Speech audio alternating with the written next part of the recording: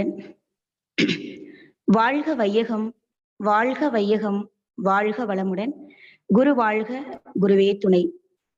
இந்த நல்லதொரு நிகழ்வினை ஏற்படுத்தி கொடுத்த திருப்பூர் மண்டல நிர்வாகிகள் மற்றும் அருள் தொண்டர்கள் அனைவருக்கும் வாழ்க வளமுடன் என்ற வாழ்த்துக்களை தெரிவித்துக் கொள்கிறேன். அன்பானவர்களே, அன்பு எனும் அற்புதம் என்கிற தலைப்புல ஒரு சில நிமிடங்கள் நாம சந்திக்க இருக்கிறோம். அன்பும் சிவமும் இரண்டென்பர் அறிவிலார், அன்பே சிவமானது ஆகும் அறிகிலார், அன்பே சிவமாவது யாரும் அறிந்த பின், அன்பே சிவமாய் அமர்ந்திருந்தாரே என்ற திருமூலரின் பாடல் வரிகள்ல பார்த்தோம்னா அன்பே சிவம் என்று குறிப்பிடுகிறார். அன்பே கடவுள், அன்பே பிரம்மம், அன்பே தெய்வம் என்ற வார்த்தைகளை நம்ம பார்த்திருப்போம். இந்த அன்பும் யோகமாகும் எப்போது அப்படின்னு பார்த்தோம்னா, அன்பு செய்யப்படுறவங்க, அன்பு பெறப்படுறவங்க அப்படிங்கிற வேறுபாடு இல்லாத நிலையில. இத்தகைய அன்புல எதிர்பார்ப்பும் இல்ல, ஏமாற்றமும் இல்ல, அகம்பாவமும் இல்ல, ஆரவாரமும் இல்ல. இப்பேற்பட்ட அன்புள்ளம் கொண்டவர்கள் தான் சமுதாயத்திற்கு தொண்டாற்றி அதனால மக்கள் அடையும் மகிழ்ச்சியை காண்கின்ற காட்சியாளராக இருக்காங்க. அன்பை உருவாக்க முடியுமானா அன்பை உருவாக்க முடியாது. ஏன்னா அன்பு அனைவரிடத்திலும் இயற்கையாகவே இருக்கு. நமக்குள்ளேயே உள்ள அன்பை ஏன் வெளிப்படாம இருக்குன்னு நாம சிந்திக்கணும். சமுதாயத்துல நிறைய பேர், உதாரணத்துக்கு ஒரு கணவன் மனைவியை எடுத்துக்குவோம். அவங்கவுங்களுக்குள்ள அன்பு இருக்கும். ஆனா அந்த அன்பை சரியான நேரத்துல வெளிப்படுத்துறது இல்ல. அந்த அன்பு குறையும் போது அவங்க வாழ்க்கை துணைவருக்குள்ள ஏற்படும் பிணக்குகளும் விபத்தை தோற்றுவித்து விடும் என்கிறார் நம்ம அருட்தந்தை அவங்க.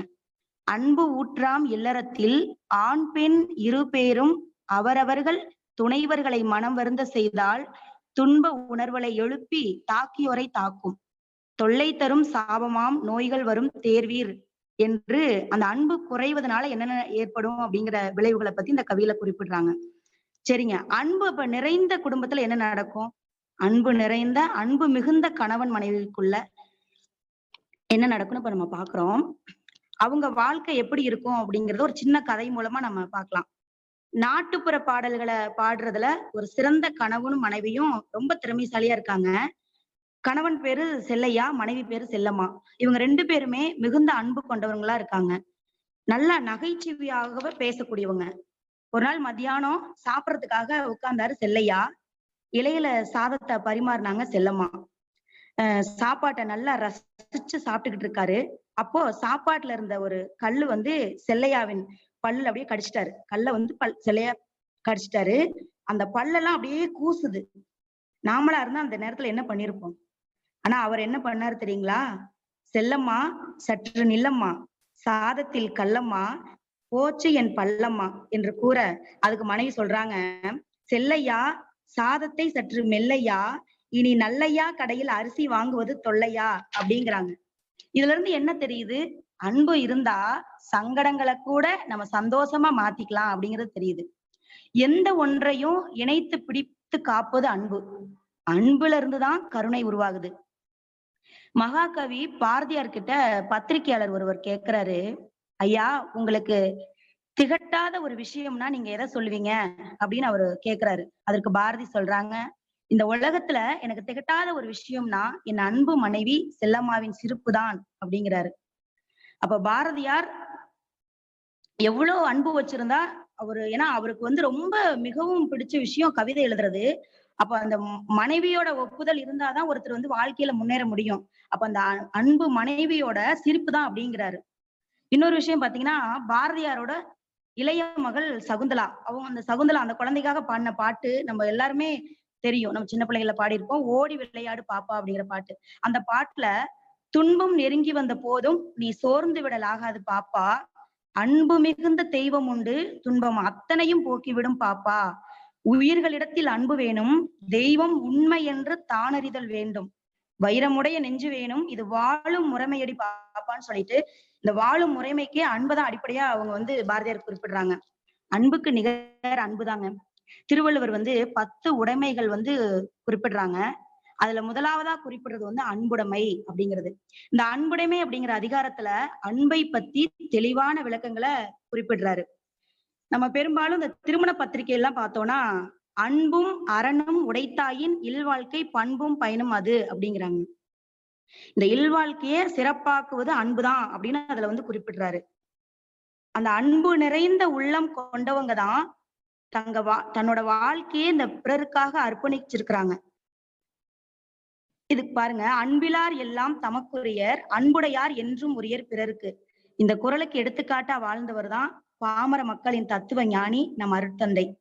அவங்க சொல்லியிருக்கிறாங்க பாருங்க, துன்பம் போக்கும் தூய நெறியே அன்பாம் அறமாம் அறிவின் உயர்வாம் அனைத்துயிரும் ஒன்றென்று அறிந்த அடிப்படையில் ஆற்றும் கடமையெல்லாம் அன்பின் செயலாகும் என்கிறார். அப்போ அன்பே தனி மனிதனுக்கு அழகை தருகிறது. அன்புதான் இன்றைய சிக்கல்களுக்கு இனிமையான தீர்வை தருகிறது. அன்பே இனிவரும் சமுதாயத்தை முழுமையாக்கும் என்றால் அதில் ஐயமில்லை. அன்பு என்பது எப்படி இருக்கணும் அப்படின்னா, ஒரு குழந்தைகிட்ட போய் இந்த உலகத்திலேயே உனக்கு ரொம்ப பிடிச்சது யார் அப்படின்னு கேட்டோம்னா, அந்த பெரும்பாலான குழந்தைங்க சொல்ற பதில் வந்து அம்மா. அந்த அம்மா கருப்பா இருந்தாலும், முக விகாரமா இருந்தாலும், அசிங்கமா இருந்தாலுமே அந்த குழந்தைக்கு வந்து ரொம்ப பிடிச்சது அம்மா. அப்ப தோற்றத்தை பார்த்து வருவதல்ல அன்பு. உண்மையான அன்புக்கு அழகுங்கிறது தேவையில்லை. அழகு என்பது மாறிக்கொண்டே இருப்பது, அன்பு என்பது ஊறிக்கொண்டே இருப்பது. அன்பின் அடையாளம் எப்படி இருக்கும் அப்படின்னா, கனிந்த பார்வை, இனிய சொற்கள். மனிதர்கள்ட்ட உள்ள குணங்கள்ல வந்து உயர்வான குணம் வந்து அன்பு. இதை வந்து ஒரு சின்ன இதுல பார்க்கலாம். சாவிய பார்த்து சுத்தியல் கேக்குதாமா, நான் உன்னை விட வலிமையானவனா இருக்கேன், ஆனாலும் பூட்டை திறக்க நான் ரொம்ப கஷ்டப்படுறேன், ஆனா நீ சீக்கிரம் திறந்துடுறையே, அது எப்படி அப்படின்னு கேக்குது. அதுக்கு சாவி சொல்லுது, நீ பூட்டை திறக்க தலையில அடிக்கிற, ஆனா நான் வந்து பூட்டை திறக்க அதை இதயத்தை தொடுறேன் அப்படிங்குது. அன்பு கொள்கையில் இருந்தால் போதாது, செய்கையில் இருக்க வேண்டும். மூளையால் முன்னேறுகிறவர்களை விட இதயத்தில் இடம் பெறுபவர்களை தான் இந்த சமுதாயம் நினைவில் வைத்துக் கொள்ளும்.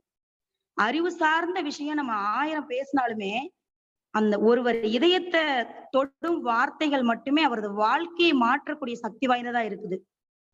அன்பு சொன்ன வார்த்தைகள்ல ஒரு வார்த்தை பாருங்க, கண்ணுக்கு தெரிந்த மனிதனை மதிக்காவிட்டால் கண்ணுக்கு தெரியாத கடவுளை மதித்தும் பயனில்லை என்கிறார். அப்ப இந்த இனிய உறவுக்கு அடிப்படை அன்புதான். அன்பு கலந்த ஆசான் குருவாகிறார், அன்பு கலந்த கணவன் தெய்வம் ஆகிறான். அப்ப மனிதநேயம் அப்படின்னா என்ன அப்படின்னா, எல்லா மனிதர்களிடத்தும் அன்பு செலுத்துறதுதான் மனிதநேயம். ஆன்மநேயங்கிறது எல்லா உயிர்களிடத்தும் அன்பு செலுத்துறதுதான் ஆன்மநேயம் அப்படிங்கிறாங்க. இப்ப அந்த காலத்துல எல்லாம் முனிவர்கள் வந்து தவம் பண்ணும்போது யாராவது இடையூறு பண்ணுனாங்க அப்படின்னா அதற்கு காரணமா இருந்தவங்களுக்கு சாப விட்டுருவாங்களாமா. இப்ப இதை யோசிச்சு பார்த்தோம்னா ஏதோ ஒண்ணு அந்த இடத்துல மிஸ் ஆகுற மாதிரி தெரியுது இல்லைங்களா? அப்ப அது என்ன? அந்த இடத்துல அன்பு இல்ல. அப்ப இதனை கொஞ்சம் விரிவா பார்த்தோம்னா, ஒரு முனிவர் தவம் பண்றாரு, ஒரு கொக்கு அவர் தலையில எச்சம் பண்ணிருது. உடனே அவர் அந்த கொக்க பாக்குறாரு, அந்த பார்வையால அது எரிஞ்சு பஸ்பமாயிருது. கொஞ்ச நாள் கழிச்சு ஒரு அம்மா வந்து அந்த முனிவரை பார்த்து சொல்றாங்க, கொக்கென்று நினைத்தாயோ கொங்கணவா அப்படிங்கிறாரு. இந்த விஷயம் நாம கேள்விப்பட்டிருப்போம். அந்த முனிவர்கிட்ட தவம் பண்ண ஆற்றல் இருந்தாலும் கூட அன்பு இருந்திருந்தா அந்த கொக்கு வந்து எரிஞ்சிருக்காது. அப்ப நுண் அறிவோட அன்பு சேரும் போது உலகில் வந்து அனைத்தையும் அடையலாம். இப்ப இந்த இடத்துல பாருங்க, நம்ம அருட்தந்தை அவங்க தவம் கொடுக்கறாங்க. தவம் கொடுத்து அந்த தவத்தோட பலனை சரியா பயன்படுத்துறதுக்காக தற்சோதனையை கொடுத்திருக்கிறாங்க. அப்ப எங்க அன்பு நிறைந்திருக்கிறதோ அங்குதான் ஆண்டவன் இருக்கிறான். இது ஒரு சின்ன பாடல்ல வரிகளை பாருங்க. ஆசை கோபம் களவு கொண்டவன் பேச தெரிந்த மிருகம், அன்பு நன்றி கருணை கொண்டவன் மனித வடிவில் தெய்வம் அப்படிங்கிறாங்க. அப்ப மனித வடிவில் தெய்வம் அப்படிங்கிறதுக்கு வந்து அன்பு நன்றி கருணை இருந்தாவே அந்த மனித வடிவில் இருக்கிற தெய்வமா வந்து வணங்குறாங்க. இந்த இப்பேற்பட்ட அன்பை வந்து 12 வகையா குறிப்பிடுறாங்க. என்னன்னு பார்த்தோம்னா, இரக்கம். இரக்கம்னா என்ன? எளியவர் மேல் காட்டுகிற அன்பு. 2வது கருணை, அறிவு பலமும் உடல் பலமும் இல்லாத மனிதர்கள் மீது காட்டப்படுகிற அன்பு. 3வது ஜீவகாருண்யம், எல்லா உயிர்களிடத்திலும் காட்டுகிற அன்பு. பந்தம், உறவினர்களிடம் நாம் செலுத்துகிற அன்பு. பட்சம் அப்படின்னா முதலாளி வேலைக்காரங்கள்ட்ட செலுத்துற அன்பு. 6வது பார்த்தோம்னா விசுவாசம், வேலைக்காரர் தன் முதலாளியிடம் செலுத்துகிற அன்பு. 7வது பாசம், தாய் குழந்தைகளுக்கிடையே உள்ள அன்பு. 8வது நேசம். தன்னை ஒத்த நண்பர்களுக்கிடையே நிலவும் அன்பு. காதல் அப்படிங்கிறது வந்து பாத்தீங்கன்னா கணவன் மனைவிக்கிடையே உள்ள அன்பு. பக்திங்கிறது கடவுள் மேல் பக்தன் செலுத்தும் அன்பு. அருள்ங்கிறது பக்தன் மேல் கடவுள் செலுத்தும் அன்பு. அபிமானம் அப்படிங்கிறது ஒரு தேசம் அல்லது சமுதாயத்தின் மீது செலுத்தப்படுகிற அன்பு. அப்ப அன்பு இல்லாம எதுவுமே உருவாக்கம் இல்லை. நமது பிறப்பு கூட அன்பை சார்ந்ததே அப்படிங்கிறாங்க. அன்பு தூய்மையானது. அன்பு உறவை வளர்க்கும். அன்பு அமைதியின் இருப்பிடம். அன்பு பிறர் துன்பத்தை போக்கும். எப்போதும் நன்மையைதான் தரும் என்றாலும் கூட ஒரு சில தவறான இடத்துல செலுத்தக்கூடிய அன்பினால் என்ன நடக்குது, என்ன விளைவு ஏற்படும் அப்படிங்கிறத பாருங்க. ஏற்படும் விளைவு பத்தி ஒரு சொல்லியிருக்கிறாங்க. அடாத இடத்தில் செலுத்தும் தகாத அன்பால் விடாத போரும் தகாத குற்றமும் விளையும் அப்படிங்கிறாங்க. அப்ப அன்பை வியாபாரம் ஆக்காமல் அன்புக்காக மட்டுமே அன்புடன் இருந்தால் எப்பவுமே நம்ம ஆனந்தமா இருக்கலாம். அடுத்தது பாத்தீங்கன்னா, அன்புள்ளம் கொண்டவங்க தான் ஒருத்தரை குத்தி காட்டாம சுட்டி காட்டி நல்வழிப்படுத்த உதவுவாங்க. அன்புள்ளம் கொண்டவங்க தான் ஒருத்தரோட உயர்வை மனதார பாராட்டுவாங்க. அடுத்து 12 ஆழ்வார்கள்ல வந்து ஒருவர் சூடி கொடுத்த சுடற்கொடியாள் என்று அழைக்கப்படும் ஆண்டாள் அம்மையார். அவங்க இறைவன் மீது இருந்த அளவு கடந்த அன்பினாலதான் திருப்பாவை அருள் இருக்கிறாங்க. இன்னொரு விஷயம் பார்த்தோம்னா, தேசத்தின் மீது அன்பு. ஆகஸ்ட் 15ஆம் தேதி சுதந்திர தினம். அன்றைய தினம் என்ன நடக்கும்? நம்ம தேசிய கொடிக்கு வணக்கம் செலுத்துறோம். இனிப்பு கொடுக்குறாங்க, வாங்கி நல்லா சாப்பிடுறோம். சுதந்திரம் எப்படி கிடைச்சது, அதற்காக பாடுபட்ட நம்ம முன்னோர்களை பத்தி கொஞ்ச நேரம் பேசுறாங்க, அப்படி கேட்கிறோம். இப்போ இதுல வந்து நம்ம என்ன கவனிக்கும் அப்படின்னா, அவங்க பட்ட கஷ்டங்கள், கண்ணீர், உயிர் தியாகங்கள், அந்த வலிகள், வேதனை, இதெல்லாம் எதுக்காக அப்படின்னு சிந்திச்சோம்னா, நம்ம இந்திய தேசத்தின் மீது இருந்த அன்பு, நம் தாய் மண்ணின் மீது இருந்த அன்பு, நம் தேசிய கொடியின் மீது இருந்த அன்பின் காரணமா தன்னோட உயிரையே விட்டவர் திருப்பூர் குமரன். இப்பேற்பட்ட அன்பு ஆத்மாக்கள் வாழ்ந்த இந்த மண்ணுல தான் நாமும் வாழ்றத நினைச்சா நாம எல்லாருமே வந்து பெருமிதம் அடையணும். அடுத்து இந்த அன்பு எங்கும் அன்பு மயமே அப்படிங்கிறதுக்கு ஒரு பாருங்க. அன்பெனும் அரவணைப்பில் அதீத சக்தி கண்டோம், அன்புக்காய் ஏங்குகின்ற இளந்தளிர்கள் இதயம் கண்டோம், அன்பினை காணிக்கையாய் அர்ப்பணித்த அகிலம் கண்டோம், அன்பினுக்கே உரித்தான ஆர்வலர்கள் தன்மை கண்டோம், அன்பினை அமுதமாக்கி அனைவருக்கும் படைக்க கண்டோம், அன்பையே ஆயுதமாய் அருள் நெறி வளர்க்க கண்டோம், அன்புக்கு இணை சேர்த்து பண்புடன் பழக கண்டோம், அன்பு நெறி தலைத்து ஓங்க அருளாசி பரவ கண்டோம் அப்படிங்கிறாங்க. ஆறு ஓடிக்கிட்டு இருக்கு. இப்ப இந்த கரையில இருந்து அந்த கரைக்கு ஆத்த கடந்து போகணும். அக்கறைக்கு போகணும்னா அதுக்கு வந்து ஒரு படகை வந்து பயன்படுத்துறோம். படகுல ஏறி கொஞ்ச தூரம் போகும்போது அந்த படகுல உள்ள ஒரு சின்ன ஓட்டை வழியா தண்ணி கொஞ்சம் கொஞ்சமா அந்த படகுக்குள்ள போகுது. படகுக்குள்ள தண்ணி போச்சு அப்படின்னா என்ன ஆகும்? படகு மூழ்கிரும். நாம போக வேண்டிய இடத்துக்கு போக முடியாது. அதே மாதிரிதாங்க, நம்ம இந்த பிறவியின் நோக்கத்தை அடையிறதுக்கு எது தடையா இருக்குன்னு பார்த்தோம்னா, நம்ம கிட்ட இருக்கிற குணங்கள் கூட ஒரு காரணமா இருக்கு. படகுல இருக்கிற ஓட்டையை அடைச்சிட்டோம்னா பாதுகாப்பா அக்கறைக்கு போயிடலாம். அதே மாதிரி அன்பு இருந்தால் மட்டுமே 6 குணங்களை விடுத்து அந்த 6 குணங்கள்ல இருந்து நம்மை விடுவித்து வாழ்வின் நோக்கத்தை அடையலாம் என்று கூறி, அன்புதான் நம்மை உயர்த்தும் என்று கூறி, வாய்ப்பளித்த அன்பு உள்ளங்களுக்கு நன்றி கூறி விடைபெறுகிறேன். வாழ்க வளமுடன்.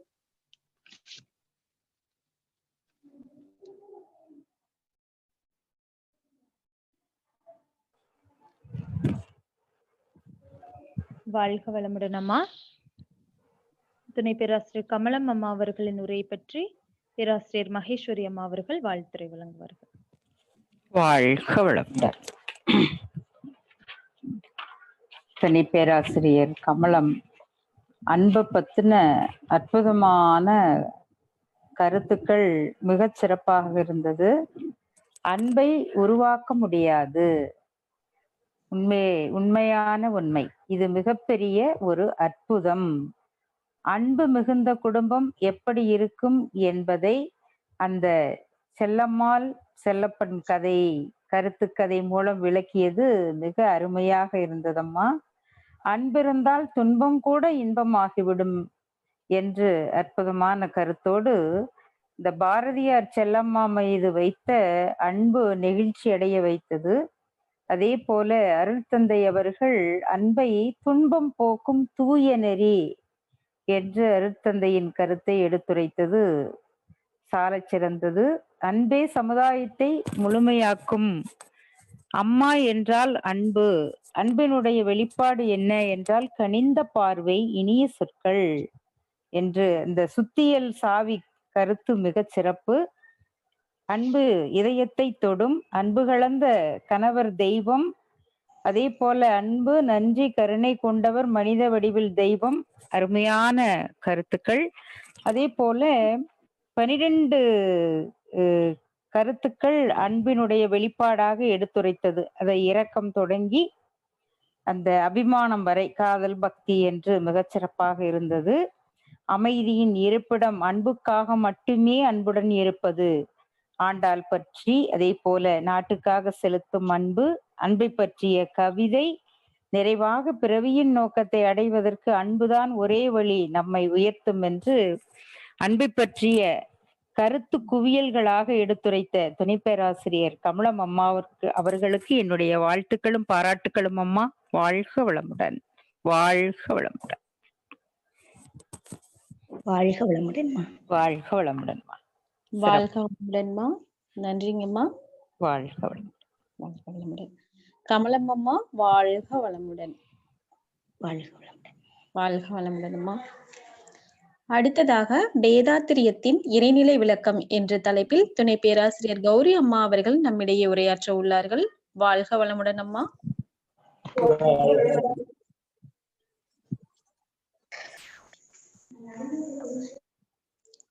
வாழ்க வையகம், வாழ்க வையகம், வாழ்க வளமுடன். குருவே துணை.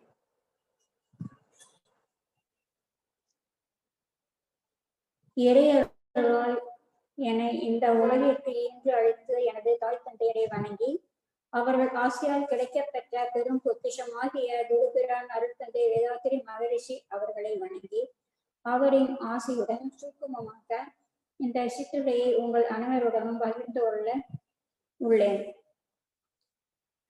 இவ்விடம் அமர்ந்திருக்கும் இந்த இருபால் அன்பர்களுக்கும் இந்த நிகழ்வை செவிமடுக்கும் அனைத்து அன்பு உள்ளங்களுக்கும் நன்றியை தெரிவித்துக் கொள்கிறேன், வணக்கத்தையும் தெரிவித்துக் கொள்கிறேன். நான் இன்று எடுத்துக்கொண்ட தலைப்பு வேதாத்திரியத்தின் இறைநிலை விளக்கமாகும். இறைநிலையின் உள்ளார்ந்த பேராற்றலை நாம் முதலில் தெரிந்து கொள்ள வேண்டும். மனித இன வாழ்விற்கும் அதன் மேம்பாட்டிற்கும் தொடர்புடைய தத்துவமான இறைநிலையும் அதன் பேராற்றலும் ஆகும். மனிதனுடைய பிறப்பு முழுவதும் முழுமை அடைய வேண்டுமானால் அறிவில் நிறைவு பெற வேண்டும். நான் யார் என்பதை நாம் வாழும் உலகத்தையும் அது இயக்கம் பெறும் விந்தையையும் பேரியக்க மண்டல அனைத்து நிகழ்வுக்கும் இறைநிலையே ஆகும். ஆறாவது அறிவினால் மட்டுமே உணர்வாக பெறுகின்ற மறைப்பொருளாகிய இயற்கை ரகசியங்களை உணர்கின்ற போதுதான் மனிதனின் அறிவாற்றல் நிறைவு பெறுகிறது. இறைநிலையின் மறைப்பொருள் விளக்கம். ஆறாவது அறிவின் பயனறிந்து பயன்படுத்தி வாழ்பவன் மனிதன் மட்டுமே. இறைநிலை பற்றி ஆராய்ந்து அறிந்த பலரும் தான் அறிந்த அளவிற்கே போதனை செய்தனர். மூலத்தை உணர்த்தக்க மார்க்கமாகிய மனதை உயர்நிலைக்கு உயர்த்த அகத்தவமாகிய உள்ளுணர்வு நாட்டத்தை எல்லோரும் உணரும்படி உணர்த்தவில்லை. எழுத்தாலும் சொல்லாலும் உணர்த்தப்பட்டதால் இறைநிலை விளக்கம் முழுமை பெறாமல் குறைவு உடையதாகவே அமையப்பெற்றது. இதன் மூலம் பிரபஞ்சம் முழுவதும் உள்ள பொருட்களை முறையாக இயக்கியும் காத்தும் வருவதும் இறைநிலையே என்பதை மனிதகுலம் உணரவில்லை. இதனை மகாகவி பாரதியார் எல்லை பிரிவற்றதுவாய் யாதேனும் ஓர் பற்றிலதாய் இல்லை உளதென்று அறிஞர் என்றும் மயல் எய்துவராய் என்று கூறுகிறார். அன்று அவர் கூறியது மெய்விளக்கம் பற்றி விஞ்ஞானத்தில் முன்னேறி கொண்டிருக்கும் இந்த நாளில் இறைநிலையை பற்றிய தெளிவு முழுமையாக மனித குலம் உணர்வது எளிதே ஆகும். இது எளிதே என்பதை இக்காலத்திற்கு உணர்த்த மகரிஷி அவர்கள் பகர்வது யாதெனில், இறைவழி காட்சியாக எல்லோரும் பார்த்து கொண்டே மறைவாய் உலாய்னி என்றே கூறுகிறார். பொதுவாக ஒரு பழமொழி உண்டு, அது அதுவானால் அதுவே சொல்லும். இது உணர்த்துவது மனிதன் மனம் முறையான உளப்பயிற்சியின் மூலம் தனது சுழல் விரைவை குறைத்து நுணுகி ஆராய்ந்து தவம் ஏற்றும் போது இறைநிலையானது தனது சரித்திரத்தை உள்ளது உள்ளவாறே மனிதனுக்கு உணர்த்தும் என்பதாகும். மேற்கூறிய சாரத்தை மௌனத்தில் ஆழ்ந்து தனக்கு கிடைத்த கருத்துக்களை முத்துக்களாக அவரது அனைத்து நூல்களிலும் கவிகளிலும் கட்டுரைகளிலும் வரைந்து நம்மளுக்கு கொடுத்துள்ளார் அருள் தந்தை மகரிஷி அவர்கள். மனமானது இறைநிலையோடு ஒன்றி இருப்பதே சமாதி நிலையாகும். சமம் கூட்டல் ஆதி சமாதி. இந்நிலையில் ஒன்றி விழிப்பு நிலையில் இருப்பதால் ஆதி நிலையிலிருந்து அது துகளாகி அணு முதல் பஞ்சபூதங்களாகி அண்டங்கள் பலவாகி உலகமாகி உலகில் வாழும் ஓரறிவு முதற்கொண்டே ஆறறிவுள்ள உணரும் உருவங்களாகிய இயங்குகின்ற பேருண்மையை மறைபொருளில் இருந்து உணர்நிலைக்கு சுய அனுபவங்களாக உணர்ந்து கொள்ள முடியும். அன்பும் கருணையுமானது அறிவு. இறை ஆற்றலின் 4 தன்மைகளில் அறிவு ஒன்று. இறை ஆற்றலின் 4 தன்மைகள் ஒற்றாயிருப்பு, பேராற்றல், பேரறிவு, காலம்.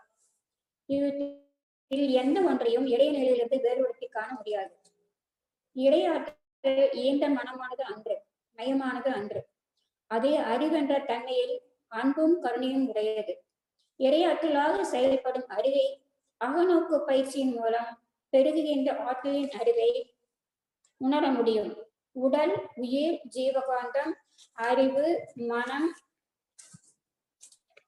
ஆகிய 5ம் ஒன்றை பற்றி மற்றொன்று செயல்பட்டு கொண்டிருக்கின்றன.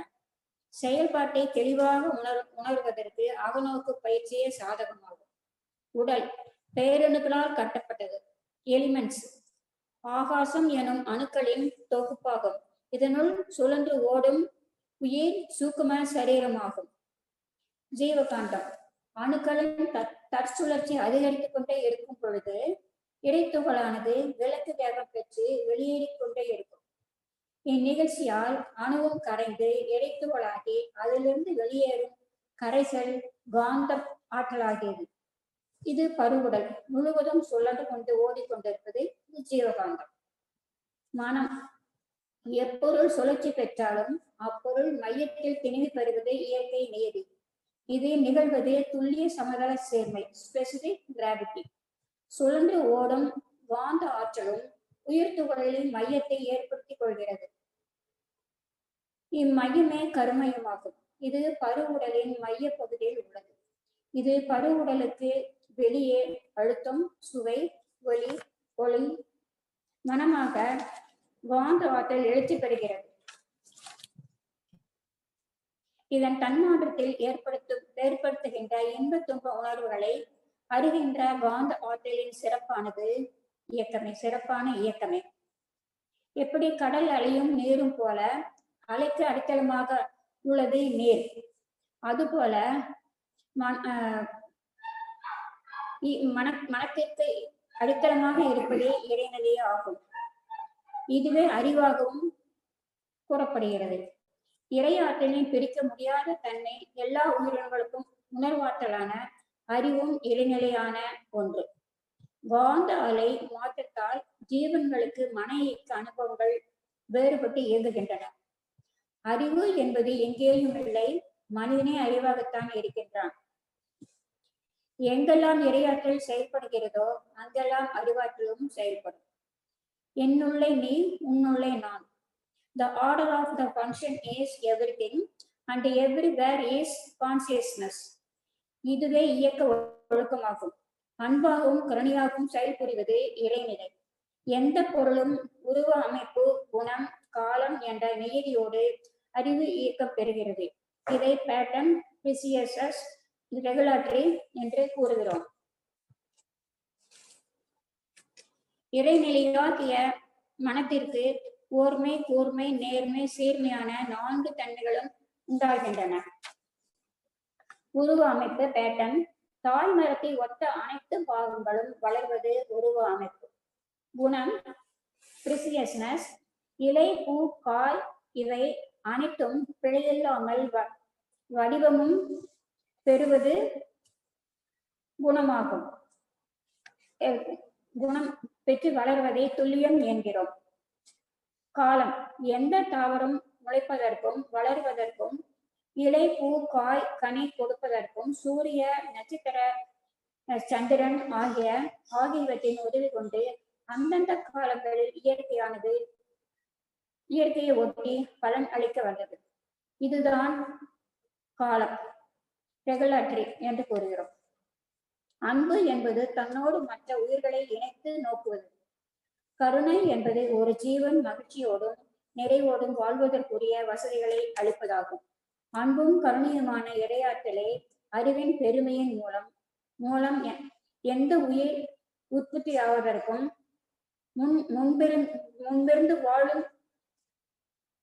முன்பிருந்து வாழும் காலம் வரை தேவையான உணவை இயற்கையில் அமைத்து தருகிறது. உயிர்கள் எந்த உணவை உண்டாலும் அந்த உணவு ரசம், ரத்தம், சதை, கொழுப்பு, எலும்பு, மஜ்ஜை, சிக்கிலம் என்ற 7 தாதுக்களாக மாற்றம் பெறுகிறது. உயிரினங்கள் வாழ்ந்து கொண்டிருப்பதற்கு இறைநிலையின் அன்பும் கருணையும் அந்தோ. உடல் அமைப்பில் ஆணும் பெண்ணும் ஒத்திருந்தாலும் பெண்கள் மூலமே சந்ததிகள் தொடர்ந்து உலகம் நிலைக்க பெண்களுக்கு சிறப்பு உறுப்புகளை உள்ளன. அவற்றில் கருப்பை என்பது முக்கியமானது. இதனை உணர்ந்து போற்ற ஒரு கவி கூறுகிறார் மகரிஷி அவர்கள். எல்லையற்ற ஆற்றல் உள்ள இறைவன் திருவுளம் என்ன எவ்வுயிரும் தோன்றுவதற்கு ஏற்றதொரு திருவழியாய் வல்லமையாய் பெண்ணினத்தை வடிவமைத்தான். அற்புதமே. வாழுகின்ற மக்களில் இவ்வளம் அறிந்தோர் எத்தனை பேர்? குழந்தை கருப்பையில் உருவான நாள் முதல் கொண்டு குழந்தை வெளியேறுகின்ற நாள் வரை தாயின் அசைவினால் நிலை மாற்றங்களும் தோன்றும்.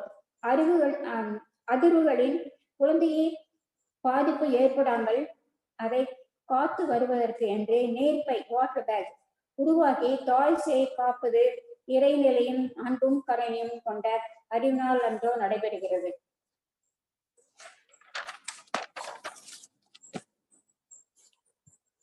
உடல், உயிர், ஜீவகாந்தம், கருமையும், மூளை, உள்ளம், மனம், புலன்கள் 8 இணைப்பியக்கம் ஜீவன்.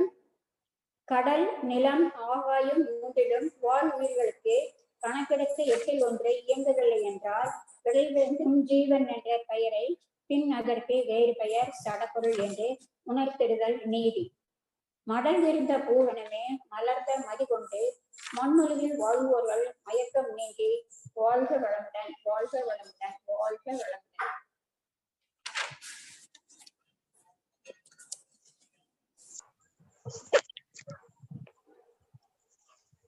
வாழ்க வளமுடன் அம்மா.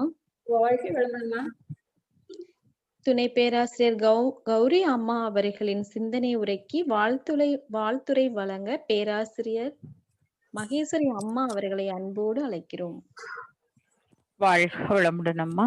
வாழ்க வளமுடன். வேதாத்திரியத்தில் இறைநிலை விளக்கம். அப்பா கௌரி அம்மா கலக்கிட்டீங்க.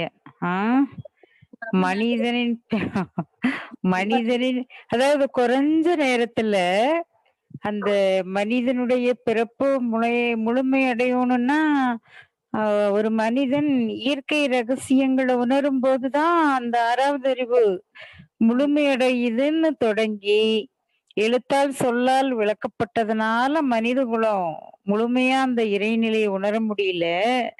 ஆனா இந்த விஞ்ஞானம் முன்னேறிய இந்த காலத்துல அது மிக மிக மிக எளிது. அதுவும் நமக்கு அருட்தந்தை அவர்கள் அருளிய அந்த வேதாத்திரியத்துல இது மிக மிக எளிமையான முறையில் சாத்தியமே என்று மிகச் சிறப்பான முறையில விளக்கங்களை நானே பிரமிச்சுட்டேன். அப்படியே அகத்தவத்துல தொடங்கி மனமானது இறைநிலையிலே ஒன்றி நிற்பது சமாதி நிலை. இது எப்படி நாம் உணரலாம்னா, அந்த இறைநிலையினுடைய 4 தன்மைகள், வற்றாயிருப்பு பேராற்றல் தொடங்கி உடலு உயிரு மனம் கருமையும் அறிவே மனிதன் அன்பும் கருணையும் இறைநிலையினுடைய தன்மை, அந்த உருவ அமைப்பு, அந்த 6ஐயும் சொல்லிட்டீங்க. அமைப்பு, துல்லியம், இயக்க ஒழுங்கு, உண்ணும் உணவு 7 தாதுக்களா மாறுறது, ஆண் பெண் அமைப்பு, பெண்ணின் பெருமை, அந்த சீவனின் சிறப்பு, 8 இயக்கங்கள் தொடங்கி அப்பா சயின்ஸ் கிளாஸ் இறைஞானமும் முழுமை பேரும் கேட்டது போல இருந்ததுங்கம்மா.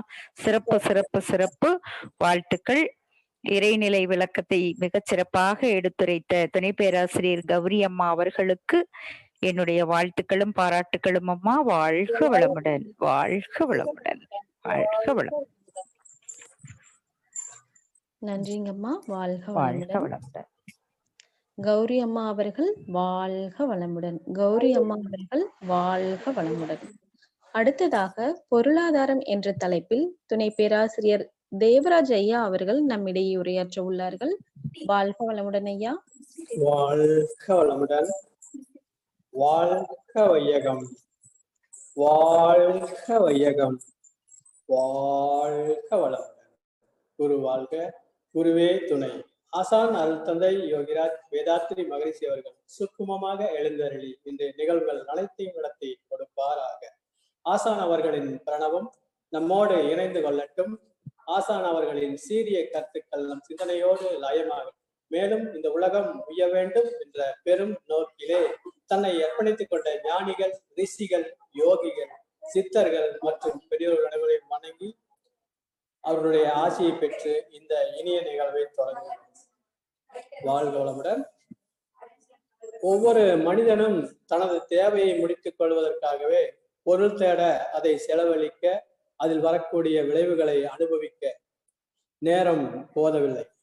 அதனால் அவர்களுக்கு இருக்கக்கூடிய தொல்லைகளும் கஷ்டங்களையும் ஆராய்ந்து தெளிவு பெற்றுக் கொள்வதற்கு முடியவில்லை. திருத்திக் கொள்ளக்கூடிய அறிவும் அதற்கான ஆற்றலும் எல்லோரிடமும் நிரம்பவே இருக்கிறது. அறிவாற்றல் எவ்வளவு இருக்கிறது என்று பார்த்தால் அது கணக்கிடவே முடியாது. ஏனென்றால் அதை இறைநிலையை ஆதாரமாக வைத்துக் கொண்டுதான் பிரபஞ்சமே தோன்றியது. இந்த பிரபஞ்சத்திலே இறைநிலையானது 4 வித அம்சங்களை கொண்டது. அவை வற்றாயிருப்பு, பேராற்றல், பேரறிவு, காலம் எனும் வளம் 4ம் ஒன்றிணைந்த பெருவெளியே தெய்வம். அதே தெய்வம் விண்முதல் ஐம்பூதங்கள், வான்கோள்கள், உலகம், உயிரினம், ஓரறிவு முதல் 6 அறிவு வரை பெருகி வரும் வளர்ச்சியே பரிணாமமாகும். அப்படி இருக்கும்போது விண்முதல் ஐம்பூதங்கள், வான்கோள்கள், உலகம், ஓரறிவு முதல் என்று எடுத்துக்கொண்டால் இறைநிலையின் பரிணாம தொடர்தான்.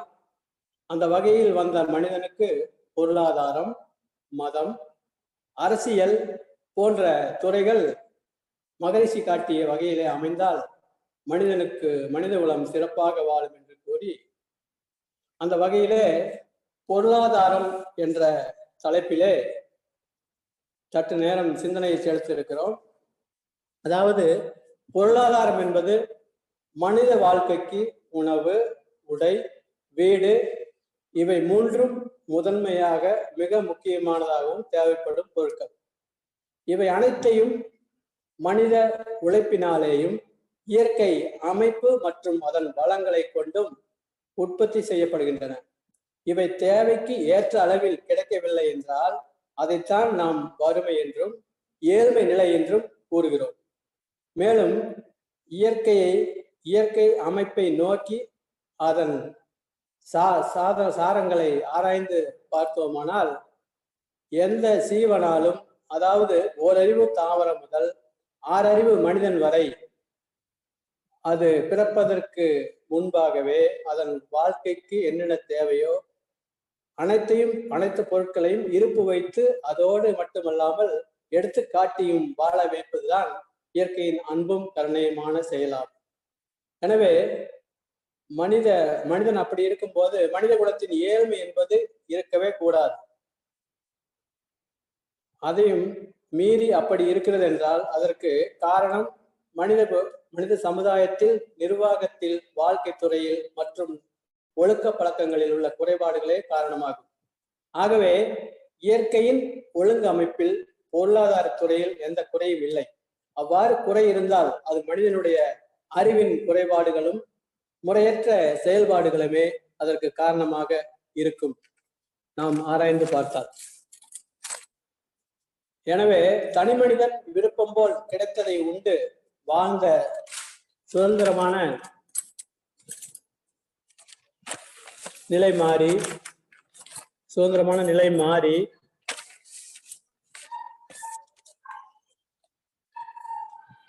சமுதாய சட்டத்திட்டங்களுக்கு கட்டுப்பட்டு அதற்கு தகுந்த வகையிலே செயல்புரிந்து வாழ வேண்டிய காலம், அதற்கான தருணம் இதுவே என்று கூறுகிறார் மகரிஷி.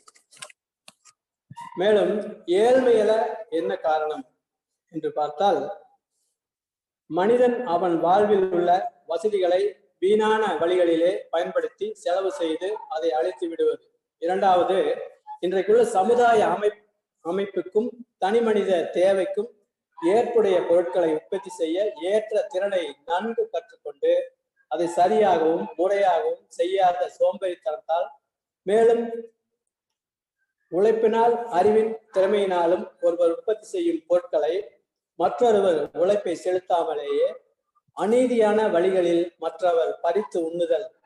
ஆகவே இம்மூன்று வழிகளையும் ஆராய்ந்து தெரிந்து கொண்டால் தனிமனித முயற்சியும் சமுதாய கூட்டு திட்டமிடுதல் என்பதும் எந்த குறையுமின்றி அனைத்து மனிதர்களுக்கும் போதுமான பொருள் வளம் பெற்று மகிழ்ச்சியோடும் சந்தோஷத்தோடும் பேரின்பமாகவும் வாழலாம் என்றால் அது மிகையல்ல. மேலும் சிக்கனம் என்கின்ற தலைப்பை பற்றி சற்று நேரம் சிந்திக்கலாம். பொருளாதாரம் என்பது பணத்தை மட்டும் குறிப்பது அல்ல, மாறாக சிக்கனமாக இருப்பது கூட பொருளாதாரத்தை உயர்த்தும் ஒரு அற்புதமான இதுதான். மேலும் தேவையில்லாததை விட்டுவிட்டு முக்கியமாக தேவையுள்ளதை வாங்குவதும் அதை வைத்திருப்பதும் கூட மேலும் பயன்படுத்துவதும் பொருளாதாரத்தை பெருக்குவதற்கான இன்னொரு யுக்தி தான். மேலும் மனிதகுலம் நம்முடைய வாழ்வுக்கு தேவையில்லாத பொருட்களை உடல் ஆற்றலை கொண்டு அறிவின் ஆற்றலை கொண்டும் உற்பத்தி செய்து கொண்டும் அந்த பொருட்களை அன்றாடம் அனுபவிக்க பழகி கொண்ட பின் அவை பற்றாக்குறையாலும் அனைவருக்கும் கிட்டா குறையாலும் நாம் பல்வேறு கட்டங்களிலே பல்வேறு சூழ்நிலைகளிலும் மனித குலத்திற்கு பல்வேறு வகைகளில் துன்பம் வருவதை நாம் பல தருணங்களில் கண்கூடாக கண்டிருக்கிறோம். உதாரணமாக கல்விக்கூடங்கள் மூடி இருக்கின்ற நிலையிலே செல்போன் மூலமாக ஆன்லைன் வகுப்பு நடத்துகிற சூழ்நிலையிலே அதற்குண்டான கருவிகள், செல்போனு அதை சார்ந்த கருவிகள் எதுவுமே நமக்கு சரியா கிடைக்கல.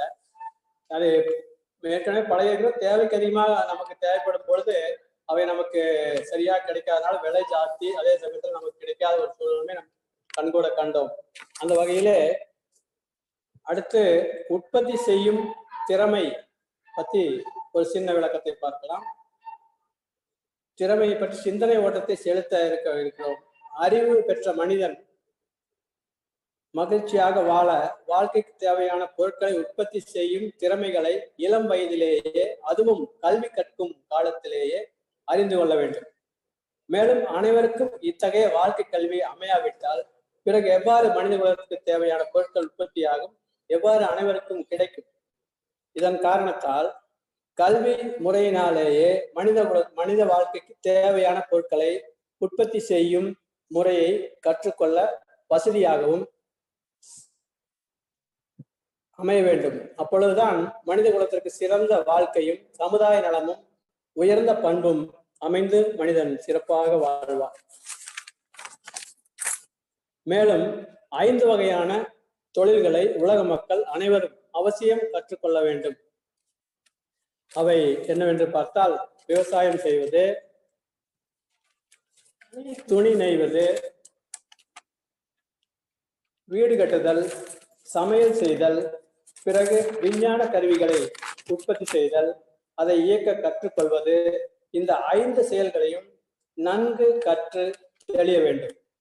இன்றைய உலக சமுதாய சூழ்நிலையை ஆராய்ந்து பார்த்தால் உற்பத்தி செய்வது, முறையாக அனுபவிப்பது என்பதில் தனி மனிதனின் பொறுப்பை விட ஏதோ ஒரு பொருளை உற்பத்தி செய்து அல்லது அறிவின் திறமையை காட்டி பிறர் உற்பத்தி செய்யும் பொருட்களை பண்டமாற்று முறையில் பெற்று பயன்படுத்தியும் வாழும் முறைதான் உலகம் முழுவதும் பரவி பற்றி இருக்கிறது. இதன் காரணமாக பொதுவாக முன்பே சொன்ன 5 தொழில்களில் அனைத்தையுமே கற்றுக்கொள்ள விட்டாலும் அந்தந்த காலத்தில் அந்த இடத்தில் எந்தெந்த பொருளுக்கு தேவை அதிகமாக இருக்கிறதோ அந்த பொருளை உற்பத்தி செய்யக்கூடிய நுட்பத்தையும் திறமையையும் நன்கு சிறப்பாக வளர்த்து கொள்ள வேண்டும். அது மட்டுமல்ல, மேலும் நவீன காலத்திலே உலோகங்களால் செய்த ஆயுதங்களை கொண்டும் வாழ்க வளமுடன் ஐயா. கொண்டும் ஐயா வாழ்க வளமுடன் ஐயா. டைம் ஆயிடுச்சு ஐயா. 15 நிமிஷம் டைம் ஆயிடுச்சுங்க ஐயா. ஓகே ஓகே ஒரு நிமிஷம் 2 நிமிஷத்துல முடிச்சிருங்க ஐயா. ஓகே, நன்றி நன்றி. இந்த வகையிலே நாம் பொருளாதாரம் என்ற அளவிலே இவ்வளவு நேரம் சிந்தனை செலுத்தினோம். அந்த வகையிலே பொருளாதாரம் என்ற தலைப்பிலே ஏழ்மை என காரணம் என்ன, சிக்கனம், உற்பத்தி செய்யும் திறமை, 5 வகையான தொழில்கள் ஏன் கற்றுக்கொள்ள வேண்டும் என்ற அளவிலே சிந்தனை ஓட்டத்தை செலுத்தினோம். மேலும் இதுகாரும் இந்த இணைப்பிலே பொருளாதாரம் என்ற தலைப்பிலே செவிமடுத்திருந்த அனைத்து நல்லுள்ளங்களை வாழ்த்தியும் வணங்கியும் ஆசான் அருள்தந்தை யோகிராஜ் வேதாத்ரி மகரிஷி அவர்கள் சூக்குமமாக எழுந்தவர்கள் இந்த நிகழ்வுகள் அனைத்தும் நடத்தி கொடுத்தமைக்கு நன்றி தெரிவித்தும், மேலும் இந்த உலகம் உய்ய வேண்டும் என்ற பெரும் நோக்கிலே தன்னை அர்ப்பணித்துக் கொண்ட ஞானிகள், ரிஷிகள், யோகிகள், சித்தர்கள் மற்றும் வணங்கியும் மீண்டும் ஒரு சுவாரஸ்யமான அற்புதமான நிகழ்விலே இவரை சந்திக்கின்ற ஆவலிலே இந்த அமர்வை நிறைவு செய்து வருகிறோம்.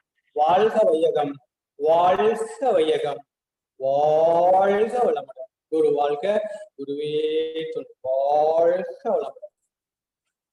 நன்றிமா. வாழ்க வளமுடன். வாழ்க வளமுடன் ஐயா. துணை பேராசிரியர் தேவராஜ் ஐயா அவர்களின் சிந்தனை உரைக்கு வாழ்த்துரை வழங்க பேராசிரியர் மகேஸ்வரி அம்மா அவர்களை அன்போடு அழைக்கிறோம். வாழ்க வளமுடன் அம்மா. பொருளாதாரம்ங்கிற தலைப்புல தேவராஜ் ஐயா மிகச் சிறப்பான முறையிலே தொடங்கினீர்கள் ஐயா. தேவையை நிறைவு செய்வதற்கு மனிதனுக்கு நேரம் போதவில்லை. அறிவாற்றலை கணக்கிடவே முடியாது, அவ்வளவு அறிவு இருக்குது. ஓரறிவு முதல் 6 அறிவு வரை இறைநிலையின் பரிணாமத்துல பாத்தீங்கன்னா மனிதனை உருவாக்குவதற்கு முன்பே மனிதனுக்கு தேவையான அனைத்து வாய்ப்பு வசதிகளும் இயற்கை உருவாக்கிடுச்சுங்கிற அற்புதமான கருத்தை எடுத்துரைத்தீங்க. உணவு, உடை, வீடு முதல் தேவை மனிதனுக்கு. அதை நிறைவு செய்தாலும் கூட மனிதனுக்கு திருப்தி அடையறதில்ல. மனிதனுடைய அதுக்கு காரணம் மனிதனுடைய அறிவின் குறைபாடுதான் பொருளாதாரத்துல நிறைவு பெறாமல் இருப்பதுன்னு சொல்லி அதிரடியா கருத்தை வச்சிங்க.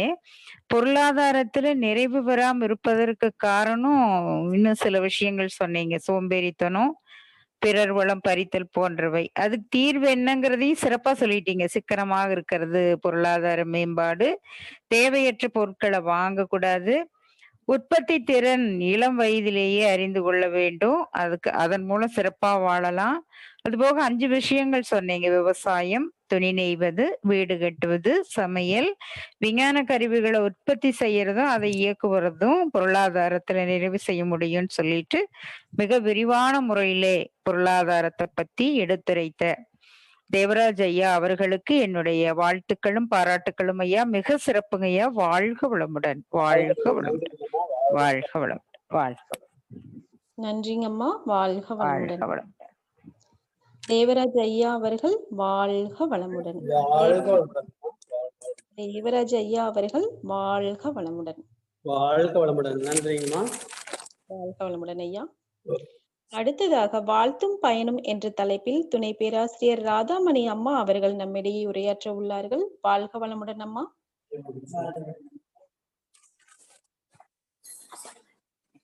வாழ்க வளமுடன். வாழ்க வளமுடன் அம்மா. ஸ்டார்ட் பண்ணிக்கலாங்கம்மா.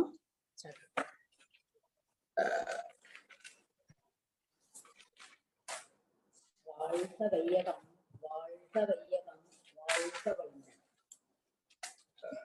அனைவருக்கும் என் இனிய மாலை வாழ்த்துக்கள். வாழ்க வளமுடன்.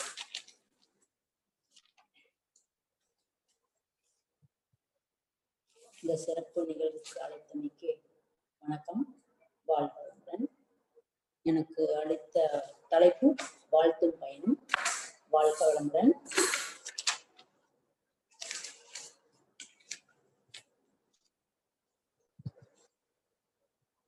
வாழ்த்து பிறர் நலமாக வாழ வேண்டும் என்ற எண்ணத்தோடு எழும் ஒளியே வாழ்த்து என்ற வார்த்தையாகும்.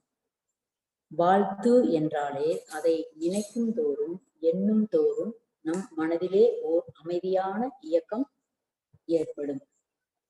வாழ்க வளமுடன் என்று மற்றவரை பார்த்து சொல்லும் போது எல்லா பேறுகளையும் பெற்று சிறப்பாக வாழ வேண்டும் என்ற விரிந்த ஆழ்ந்த கருத்தினையுடைய வாழ்த்தாக அமைகிறது. வாழ்க என்ற வார்த்தையில் உள்ள புகழுக்குரிய இல் என்ற சிறப்பான எழுத்தை உச்சரிக்கும் போது நமது நாக்கு மடிந்து மேலங்கத்தில் நன்கு தொட்டு அழுத்துகிறது. இந்த அழுத்தம் பிட்யூட்டரி சுரப்பியையும் பீனியல் சுரப்பியையும் நன்கு இயக்குவதற்கு தூண்டுகிறது. உடல் இயக்கத்துக்கு தலைமை சுரப்பி பிட்யூட்டரி சுரப்பி, மன இயக்கத்துக்கு தலைமை சுரப்பி பீனியல் சுரப்பி. இவ்விரு சுரப்பிகளும் இயக்கம் பெறுவதால் நமது உடல் நலமும் மன வளமும் சிறப்படைகின்றன. பீனியல் சுரப்பியை மனோன்மணி என்றும் அழைக்கின்றனர். மனதிற்கு ஆற்றல் உள்ள ஒரு கருவி என்பதற்காக மன உள்மணி என்ற 3 வார்த்தைகளை சேர்த்து மனோன்மணி என்ற சொல்லப்படுகிறது. மனதிற்கு உட்பொருளாக உள்ள ரத்தினம் என்பது பொருள். நாம் ஒவ்வொரு தடவையும் பிறரை வாழ்த்தும் போது இல் என்று உச்சரிக்கும் போதும் மனோன்மணியோடு தொடர்பு கொள்கிறோம். அதே நேரத்தில் நாம் அவர் நன்றாக இருக்க வேண்டும் என்று எண்ணுகிறோம். தவத்தினால் அமைதியான நிலைக்கு வந்து வாழ்த்து கூறுகின்ற போது 1000 தடவை கூறினால் எவ்வளவு பயன் தருமோ அந்த அளவு பயன் தரத்தக்க ஆற்றல் வாய்ந்ததாக வாழ்த்து அமைகிறது. இந்த வாழ்த்தை கேட்பவர் மனத்தில் வாழ்த்து நல்லெண்ணத்தையும் அமைதியையும் கொடுக்கிறது. யாரை நினைத்து வாழ்க வளமுடன் என்று வாழ்த்துகிறோமோ அது அவருக்கு நன்மையை அளிக்கிறது. நமது மனம் நுண்ணிய நிலைக்கு வந்தாலன்றி மற்றவரை வாழ்த்த முடியாது. அந்த அளவுக்கு நுண்ணிய இயக்கத்திற்கு மாறும்போது மனதிற்கு வலுவும் தெளிவும் ஏற்படுகின்றன. அப்போது மனம் அமைதி நிலையில் இருக்கிறது. அதையொட்டி நம்முடைய மனம் விரிந்து பலரோடு ஊடுருவி நிறைந்து அங்கு நீர்க்கலப்பு ஏற்படக்கூடிய நிலையில் அதிகமாகிறது. தவம் மனோசக்தியை கூட்டுகிறது. வாழ்த்து அது வாழ்க்கை பயனாக மாறும். மனம் ஓர் அலை இயக்கம். தவம் செய்து செய்து அருள் நிலையில் இருந்து வாழ்த்துவதால் அந்த வாழ்த்து பயனளிக்கிறது. வாழ்த்து 5 அலைவரிசையில் செயல்படுகிறது. மோதுதல், பிரதிபலித்தல், சிதறுதல், ஊடுருவுதல், 2 பேருக்கும் இடையே ஊடாடுதல். ஒருவரை நினைத்து வாழ்த்துகிறோம். நம்மிடமிருந்து அந்த வாழ்த்து அவரிடம் சென்று மோதி திருப்பி நம்மிடம் பிரதிபலிக்கிறது. பிரதிபலித்து சிதறி ஊடுருவி இருவருக்கும் இடையே ஒரு இனிய நட்பை ஏற்படுத்துகிறது. தவ முடிவில் தன்னையும் பிறரையும் வாழ்த்துகிறோம். தன் வாழ்த்து என்பது ஒருவர் தன்னையே வாழ்த்திக் கொள்வது. தனது உடலும் மனமும் நலமாக இருக்க வேண்டும் என்று ஒவ்வொருவரும் நம்மையே வாழ்த்திக் கொள்கிறோம். உடல் நலம், நீலாயில், நிறை செல்வம், உயர் புகழ், மெய்ஞானம் ஓங்கி வாழ்வேன் என்று தனக்குள்ளாகவே சொல்வது தன் வாழ்த்து ஆகும். இவ்வாறு தனக்குள் சொல்லிக் கொள்ளும் போது தனக்குள் இருக்கும் உயிரியக்கத்திற்கு ஓர் பதிவை ஏற்படுத்தி விடுகிறார். ஒரு முறை ஏற்படுத்தக்கூடிய இந்த பதிவு தானாக பலமுறை விரிந்து விரிந்து இயங்கிக் கொண்டே இருக்கும். இதுவே சங்கல்பமாகும். வாழ்க வளமுடன் என்று சொல்லும் போது பிறர் உள்ளத்திலே நமது கருத்தும் உயிராற்றலும் ஊடுருவி 2 பேருக்கும் இடையே ஓர் இனிய நட்பை வளர்க்கிறது. இந்த வாழ்த்து பயிற்சியினால் சினம் அடிக்கடி வருவதை தவிர்க்கலாம். அப்படி வாழ்த்தி வாழ்த்தி எப்பேற்பட்டவர்களையும் நண்பர்களாக மாற்றி பகைமையை தவிர்க்கலாம். அவர்களுடைய செயல்களை திருத்திவிட முடியும். எண்ணங்களை எல்லாம் ஒழுங்குபடுத்தி விட முடியும். ஒரு செடியை பார்த்து கூட வாழ்க வளமுடன் என்று சொன்னால் அந்த செடியில் இருக்கக்கூடிய பலவீனம் நீங்கி அது நல்லதாக மாறும். செடி நன்றாக பூத்து குலுங்குவதையும் நாம் கண்கூடாக பார்த்திருக்கிறோம்.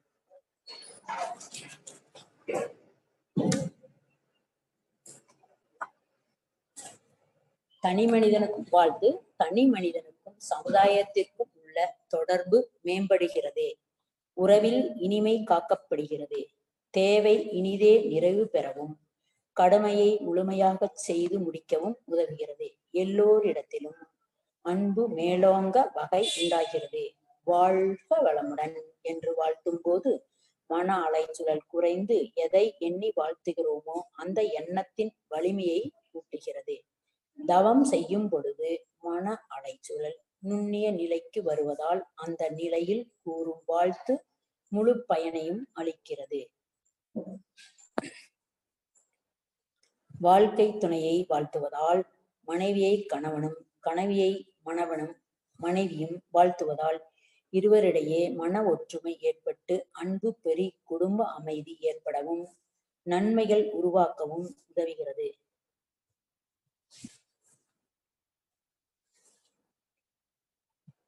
அடுத்தது குடும்பத்தில் உள்ள பிரச்சனைகள் கூட இந்த வாழ்த்துவதால நீங்கும் அப்படிங்கிறத நம்ம வாழ்த்தி பயனடைஞ்சிருக்கிறோம்மா. குழந்தைகள் உடன் பிறந்தோர் நண்பர்களை வாழ்த்துவதால் அவர்களுடன் ஓர் இனிய நட்புறவு ஏற்படுகிறது. கடமையில் இணைந்தோரை வாழ்த்துவதால் நட்பு நலம் தொழில் வளம் ஏற்படுகிறது. இந்த யோகா கிளாஸ்ல இருந்து எங்க தங்கச்சி வீட்டுக்கு போவோமா, போகும்போது யோகா மாஸ்டர் வந்துட்டாங்கன்னு சொல்லி ஒரு கிண்டலா சொல்ற மாதிரி இருக்கும். எனக்கு அந்த நேரத்துக்கு ஒரு சங்கடமாவும் இருக்கும். இருந்தாலும் யோகா மாஸ்டர்ன்னு சொல்றது ஒரு பெருமையாவும் இருக்கும். ஆனா இதுக்குள்ள என்ன இருக்குதுங்கிறத அவங்க வந்து பார்த்தாதான் தெரியும். கிண்டலுக்கு சொல்றாங்களா அல்லது பெருமையா சொல்றாங்களான்னு நாம எடுத்துக்கிற விதத்தில் இருக்குது. இருந்தாலும் ஐயா மகிழ்ச்சி ஐயா கிட்ட வேண்டிக்குவேன். ஐயா எந்த விதத்துல சொல்றாங்கன்னு தெரியாதுங்க ஐயா. இவங்களை உள்ள வர வைக்கிறதுக்கு வாழ்த்தி வாழ்த்தி நம்ம ஐயா உள்ள கொண்டு வந்து சேர்த்தணும் அப்படின்னு சொல்லி நினைச்சிட்டு இருந்தேன். என் குடும்பத்திலேயே நான் ஒரு முதல்ல பயிற்சிக்கு வந்தது. அப்படி இருக்கும்போது அவங்க சொல்றது ஒரு விதத்துல ஒரு மாதிரியா தெரிஞ்சாலும் அப்புறம் சரி யோகா மாஸ்டர்ன்னு சொல்றாங்க, அது ஒரு பெருமையா தான் இருக்குது சொல்றாங்க சொல்லிட்டு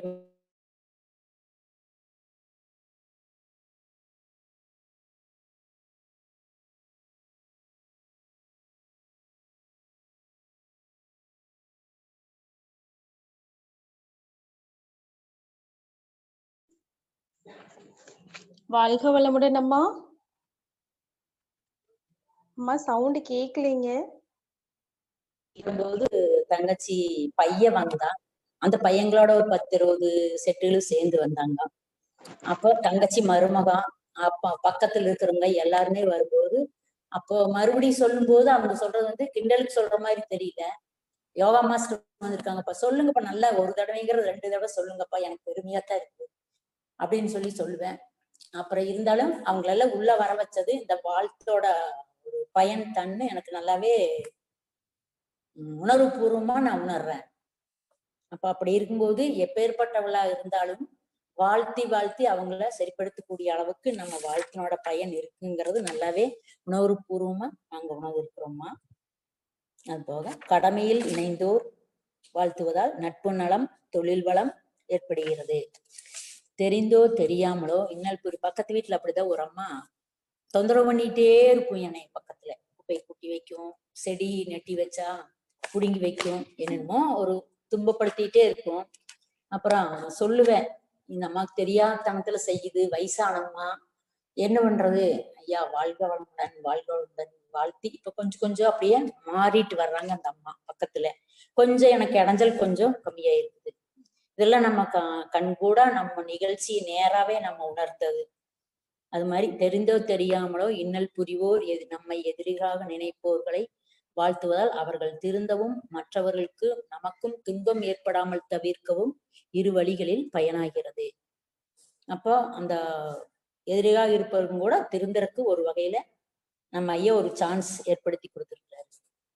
அது பயன்படுத்திக்கிறது அவங்களோட இது. ஆனா இருந்தாலும் எப்பேற்பட்டவங்களா இருந்தாலும் நம்ம வாழ்த்தி வாழ்த்தி நம்மளோட நிலைமைக்கு அவங்கள உயர்த்தி கொண்டு வரலாங்கிறது அது உண்மையாவே நம்பிக்கையா நம்ப வேண்டியதா இருக்குது.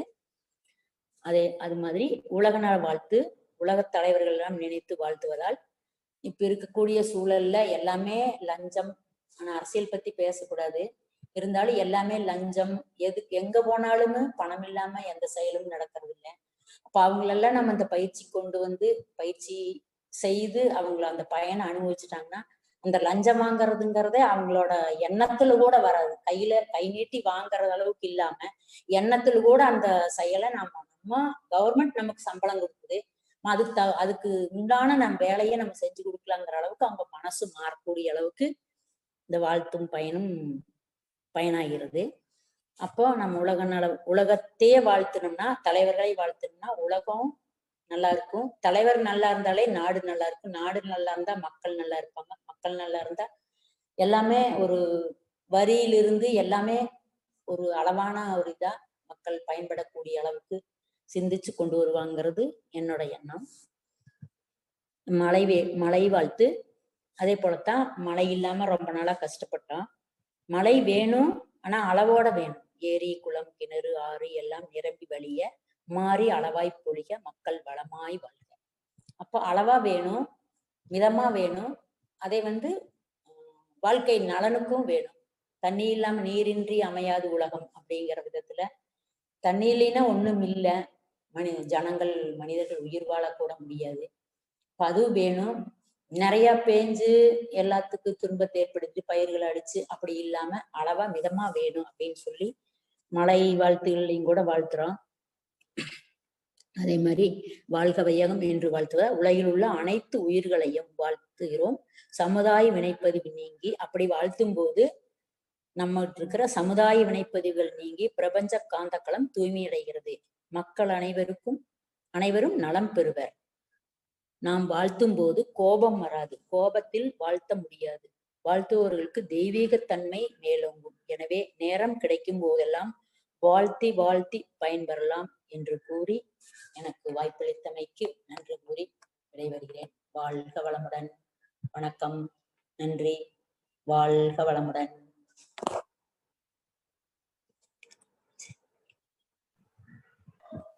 அம்மா வாழ்க வளமுடன். அம்மா வாழ்க வளமுடன். வாழ்க வளமுடன். துணை பேராசிரியர் ராதாமணி அம்மா அவர்களின் சிந்தனை உரைக்கு வாழ்த்துரை